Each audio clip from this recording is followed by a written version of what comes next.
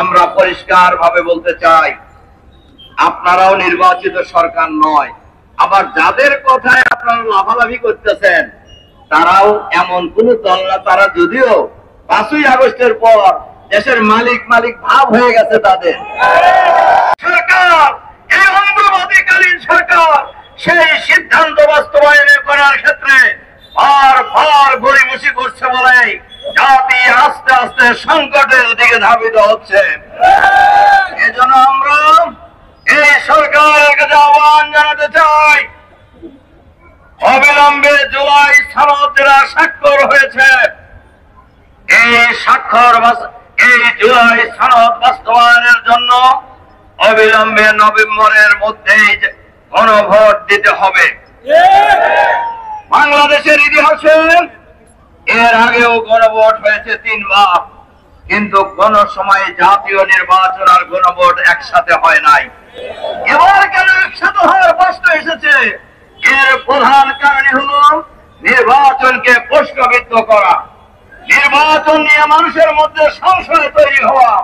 এ কারণে গণভোটের একদিনে গণভোট এবং জাতীয় সংসদ নির্বাচনের কথা কেউ বলছেন, আর সরকার বাহাদুর চুপচাপ আছেন।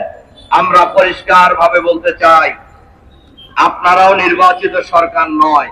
আবার যাদের কথায় আপনারা লাফালাফি করতেছেন তারাও এমন কোন দল না। তারা যদিও 5ই আগস্টের পর দেশের মালিক ভাব হয়ে গেছে তাদের, তবে একটু কমছে এখন। চাকসু আর জাকসু নির্বাচনের পর একটু ভাব কমছে না? সংগ্রামী ভাই এবং বন্ধুগণ, আমরা বলি জনগণ যদি তাদেরকে ভোট দেয় আমাদের কোনো আপত্তি নাই, তারা সরকার চালাবে। কিন্তু ভোটের আগেই নিজেরা সরকার ভাব, এই ভাব বাংলাদেশের জনগণ মেনে নেবে না।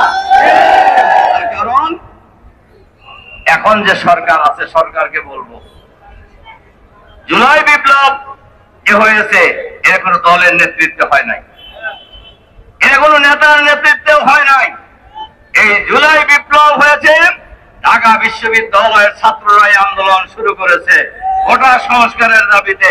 সেই দাবিতে যখন জুলুম নির্যাতন চালানো হয়েছে, পাখির মতো গুলি করে হত্যা করা হয়েছে ছাত্রদেরকে, সেই সময় বিশ্ববিদ্যালয় শিক্ষক, কর্মকর্তা, কর্মচারী, রিক্সাওয়ালা, ভ্যানওয়ালা, ঠেলাওয়ালা, সকল শ্রেণী পেশার মানুষ দল, মত, জাতি, বর্ণ, ধর্ম নির্বিশেষে ঐক্যবদ্ধভাবে প্রতিরোধ করে তোলার মধ্য দিয়ে দীর্ঘ 16 বছরের ফ্যাসিবাদী শাসনের অবসান ঘটিয়েছে।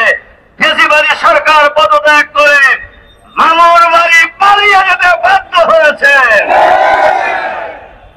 কিন্তু ওই জনগণ এখন আছে না নাই?